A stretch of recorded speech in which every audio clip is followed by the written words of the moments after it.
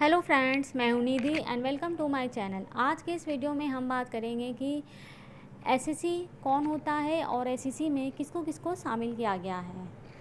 So let's start the video. SSC section 2 sub section 7 of the income tax act 1961। SSC को define किया गया है section 2 sub section 7 में under the income tax act के अंतर्गत। Who is an SSC? An SSC is a person. SSC कौन होता है? एक पर्सन होता है, यानी कि सारे के सारे एसएससी क्या एक पर्सन है। लेकिन सारे के सारे पर्सन क्या एसएससी है? नहीं, क्योंकि एसएससी वही होता है जिस पे टैक्स लायबिलिटी बनता है। An SSC is a person who is liable to pay tax or any other sum of money, interest or penalty under the income tax act 1961। Assessee एक पर्सन होता है जो कि टैक्स को पेमेंट करने के लिए लायबल होता है, या फिर any other sum of money means या फिर इंटरेस्ट और पेनल्टी को पेमेंट करने के लायबल होता है under the income tax act के अंतर्गत।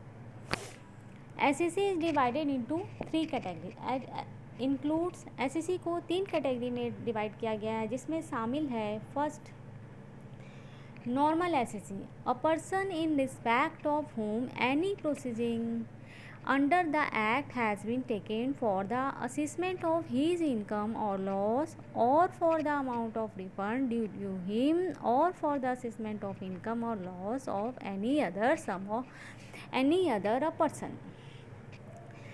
एक पर्सन जिसका कि कोई प्रोसेसिंग चल रहा हो किसी असेसमेंट ईयर के साथ, for the assessment of his income और लॉस और रिफंड के अगेंस्ट में, तो वो पर्सन जो है नॉर्मल एसएससी माना जाएगा। सपोज मिस्टर एक्स जो है, जो कि इंडिविजुअल है और उनका इनकम जो है टैक्सेबल है, तो वो इस केस में क्या करेगा? अपना रिटर्न फाइल करेगा, तब मिस्टर एक्स को माना जाएगा नॉर्मल एसएससी। या कोई इंटरेस्ट या पेनल्टी पेमेंट करने के लायबल है, तब भी वो एक नॉर्मल एसएससी माना जाएगा। या फिर कोई इंटरेस्ट या फिर कोई लॉस सफ़र कर रहा हो या फिर उसका रिफंड ड्यू हो, तब भी उसे नॉर्मल एसएससी माना जाएगा। या फिर मिस्टर एक्स है और ना ही उनका कोई इनकम टैक्सेबल है, ना ही कोई इंटरेस्ट और पेनल्टी है, ना ही कोई लॉस सफ़र कर रहा है, ना ही कोई रिफंड ड्यू है, तब क्या उस केस में उसे एसएससी माना जाएगा? नहीं। लेकिन इसी बीच में क्या होता है कि उसके इनकम टैक्स डिपार्टमेंट से उसके इनकम के इंक्वायरी के लिए एक लेटर आ जाता है और उसका लीगल प्रोसेसिंग चलता है अगेंस्ट हीज इनकम लॉस और रिफंड के अगेंस्ट में, तब इस केस में मिस्टर एक्स जो है वो एसएससी माना जाएगा। In the following cases, a person can be treated as normal SEC who is liable to pay tax for the income earned by him during the previous year, who is liable to pay interest or penalty under the Income Tax Act 1961, any person who is eligible for any refund, any person who suffered a loss during the previous year and filed return according to it, against whom any proceeding has been taken under the act for the assessment of his income or loss or refund due to him। तो इन सब case में एक person को normal SSC माना जाएगा।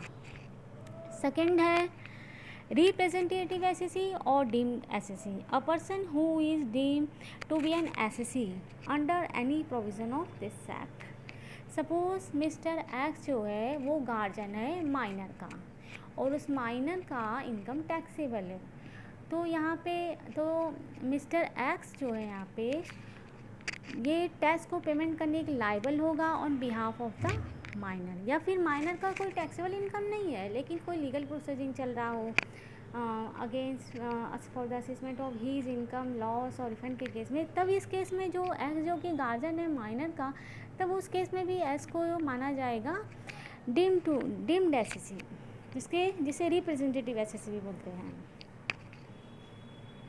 या फिर x है जो कि नॉन रेसिडेंट है लेकिन इसका कोई बिज़नेस जो है वो इंडिया में है, तो अपने बिज़नेस का मैनेजमेंट करने के लिए वो एक एजेंट हायर करता है वाई।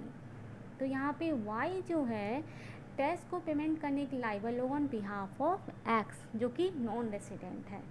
या फिर एक्स है लीगल हेयर्स है डिसीज पर्सन का, तब भी वहाँ पे एक्स को डीम्ड एसएससी माना जाएगा। You can say the following are the deemed SSC agent of non-resident, legal representative of a deceased person, the legal guardian of a minor or a lunatic, the executor of the property of a deceased person. तो इन सब case में एक person को deemed SSC माना जाएगा. Third है deemed to be an SSC in default. A person who is deemed to be an SSC in default under any provision of this act, if he fails to deduct tax at source or deduct tax but does not deposit it in the treasury, he is known as SSC in default. Suppose mister x है जो कि employer है और वो mister Y को जो उनका employ है उनको सैलरी पेमेंट करते हैं और उनका सैलरी जो है टैक्सेबल है. मिस्टर वाई जो है उनका टीडीएस काटना भूल जाते हैं या फिर टीडीएस काट तो लेते हैं लेकिन उसे पेमेंट करना भूल जाते हैं.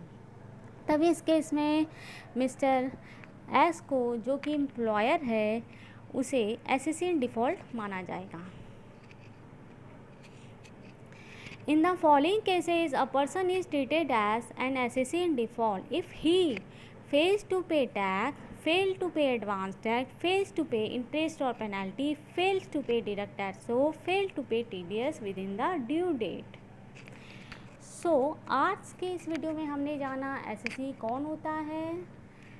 एसएससी एक पर्सन होता है जो कि टैक्स को पेमेंट करने के लिए लायबल होता है या इंटरेस्ट या पेनल्टी पेमेंट करने के लिए लायबल होता है.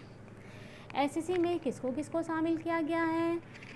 नॉर्मल एसएससी जिसका कि कोई लीगल प्रोसेसिंग चल रहा हो, डीम्ड एसएससी जो कि एजेंट हो नॉन रेसिडेंट का या फिर गार्जियन हो माइनर का, एसएससी इन डिफ़ॉल्ट जो कि एक एम्प्लॉयर है उसने टीडीएस काटने भूल गए हैं या फिर टीडीएस काट तो लिए हैं लेकिन पेमेंट करना भूल गए हैं, तो इस केस में उसे एसएससी इन डिफ़ॉल्ट माना जाएगा. फिर मिलते हैं हमारे नेक्स्ट वीडियो में.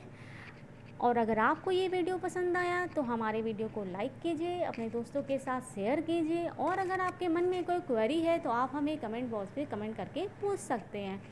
तो फिर मिलते हैं हमारे नेक्स्ट वीडियो में. Thank you.